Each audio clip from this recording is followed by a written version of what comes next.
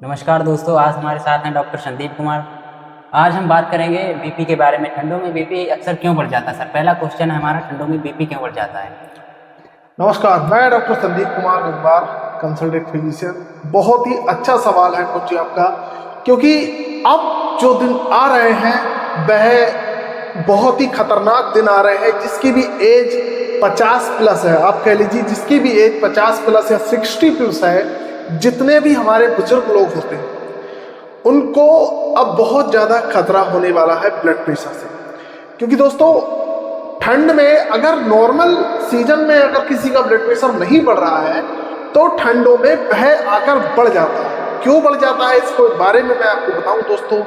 Generally देखो दोस्तों, एक एज फैक्टर होता है हर चीज़ का। एज वाइज भी बीपी बढ़ता है और किसी का एज वाइज नहीं बढ़ता है, तो ठंडों में उसका बीपी बढ़ता है। क्यों बढ़ता है? क्योंकि दोस्तों, ठंडों में क्या होता है, वैसो कॉन्स्ट्रिक्शन होता है। जो हमारी मसल्स होती हैं ये सिकुड़ जाती हैं ठंड के कारण। अगर बाहर जैसे आप ठंड पड़ रही है तो आप अपनी बॉडी को ऐसे बिल्कुल सिकोड़ लोगे, जिससे कि क्या होगा, हमारी मसल्स है सिकुड़ने लगेंगी। और जब मसल सिकुड़ेगी तो बैक प्रेशर पड़ेगा। बैक प्रेशर कहाँ पड़ेगा? हार्ट पे। जब बैक प्रेशर हार्ट पे पड़ेगा, सर्कुलेशन धीरे हो जाएगा। और बैक प्रेशर हार्ट पे पड़ेगा तो हार्ट भी पंपिंग उसकी बहुत प्रेशराइज हो जाएगी। और हम जब बीपी चेक करेंगे तो हमारा बीपी बढ़ा हुआ आएगा जनरली इन दिनों में। और भी कई कारण होते हैं बीपी बढ़ने के, जैसे एथेरोस्क्लेरोसिस हो जाता है, हमारी नसों में और आर्टरीज में बहुत ज़्यादा फैट का डिपोजिशन हो जाता है। उससे भी जब आर्टरीज वेन डैमेज, मतलब क्या कहते हैं, उसमें प्लग जमा हो जाता है और पूरा रास्ता उसका साफ नहीं हो पाता है, उसकी वजह से भी होता है। वो कारण मैं आपको बताऊंगा। आपने पूछा है कि ठंड में, तो मैं ये सिर्फ ठंड के कारण बता रहा हूँ। तो ठंडों में क्या होता है, लैक ऑफ एक्सरसाइज हो जाती है। हम लोग एक्सरसाइज नहीं करते ठंड के मारे, वॉकिंग कम हो जाती है हमारी, चलना फिरना बहुत कम हो जाता है। बहुत सारी ऐसी चीजें हैं, शारीरिक गतिविधियां मैंने आपको बता ही दिया है ना। तो ये सारी चीजें हैं। कभी कभी क्या होता है, हार्मोनल भी डिसबैलेंस हो जाता है, विटामिन डी भी बहुत कम मिलता है। तो विटामिन डी कम मिलता है तो भी ये होता है। तो तीन चार कारण में जो है मैं आपको बता दे रहा हूँ। एक तो हम लोग बहुत कम एक्सरसाइज करते हैं, है ना, जिससे कि बैक प्रेशर पड़ता है और ठंडों में मसल्स जो है सिकुड़ जाती हैं और एथेरोस्क्लेरोसिस हो जाता है। यही सारे कारण हैं ठंडों। सर, दूसरा क्वेश्चन है आपसे, ठंड के मौसम में दिमाग की नसें क्यों फट जाती हैं बीपी के बढ़ने के कारण? बिल्कुल सही क्वेश्चन है जी।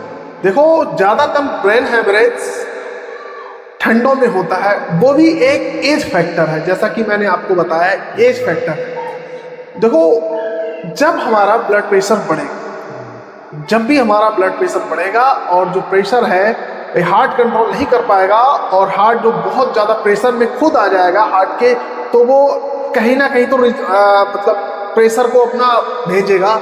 ऐसे ही ब्रेन को वह भेजेगा कि साहब बहुत ज़्यादा प्रेशर है, बहुत ज़्यादा प्रेशर है, तो ब्रेन को सिग्नल जाएगा, ब्रेन भी कुछ नहीं करेगा। और जो नसें होती हैं, नसों की दीवारें होती हैं वेसल्स की, वो फट जाएंगी। जब उन पे कोई चीज़, आप सोच लीजिए जैसे गुब्बारा है, गुब्बारे में आप हवा भरेंगे, उसकी क्षमता से ज़्यादा लगातार उसको पुशअप करते रहेंगे, पुशअप करते रहेंगे, पुशअप करते रहेंगे, तो गुब्बारा फट जाएगा। इतना ज़्यादा जैसे ही उसके अंदर प्रेशर जनरेट होगा, वह वेसल्स फट जाएगी, बहुत ज़्यादा फ्रजाइल हो जाएगी, उसकी दीवार पे बहुत ज़्यादा प्रेशर बढ़ेगा, नसों की दीवारें कमज़ोर हो जाएंगी, वह फट जाएंगी। तो ब्रेन हेमरेज के चांसेस बहुत ज़्यादा है। थर्ड क्वेश्चन है सर हमारा कि दिमाग की अगर नस फट गई तो उसे कैसे पता करेंगे पेशेंट की दिमाग की नस फट गई या नहीं? अच्छा, ये भी बिल्कुल सही आंसर है। ये जो 3 क्वेश्चन आपने किया है, ये एक ही सिक्के के पहलू हैं। जब ब्लड प्रेशर बढ़ेगा, ये लक्षण आएंगे, उसके बाद क्या होगा, ब्रेन हेमरेज। तो जब भी हमारा ब्लड प्रेशर बढ़ता है, प्रेशर बढ़ेगा, दिमाग पे बहुत जल्दी जाएगा, क्योंकि यहाँ से दिमाग की दूरी बहुत कम है। तो सबसे पहले जो प्रेशर होगा दिमाग पे जाएगा। हमें क्या लगेगा, हमें लगेगा कि हमें चक्कर आ रहे हैं, हमारा जी घबराएगा, हमें डिल्यूजन हो जाएगा, भ्रम हो जाएगा, और मतलब हमारी जो दृष्टि है वह ब्लर हो जाएगी, बहुत ज़्यादा दृष्टि ब्लर हो जाएगी, हमें साफ नहीं दिखेगा। हमारा जो कहते हैं दिमाग है वह कंफ्यूज हो जाएगा और बहुत सारे दिक्कतें होने लगेंगी, बेहोशी छा जाएगी। अगर बहुत ज़्यादा दिक्कत होगी तो हमको बेहोशी छा जाएगी।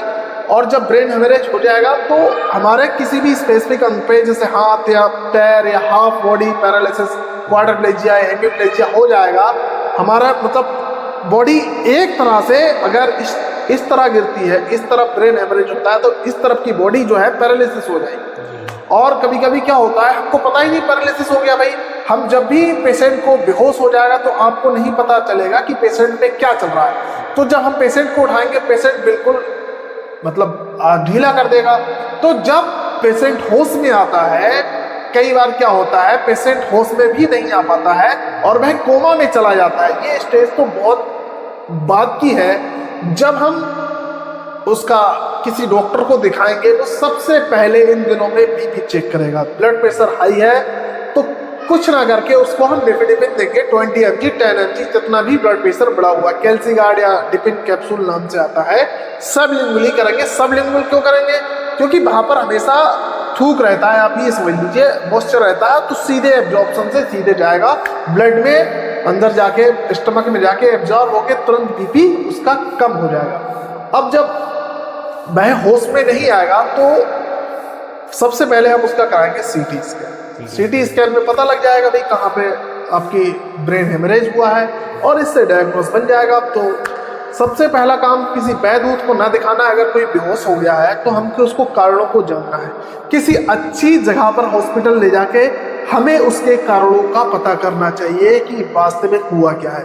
बेहोशी के बहुत सारे कारण होते हैं। वैसे तो हाइपोग्लाइसीमिया हो जाएगा, शुगर उसकी कम हो जाएगी, तब वो उसको बेहोशी छा जाएगी। मगर ये सब डायग्नोस पे काम करते हैं, किस तरह से हमने पेशेंट का डायग्नोस किया है और क्या सब सारी चीजें की हैं, ये जो है वही है कारण और यही सारी चीजें हैं। बाकी और कोई क्वेश्चन आपके दिमाग में हो तो वो आप पूछ सकते हैं।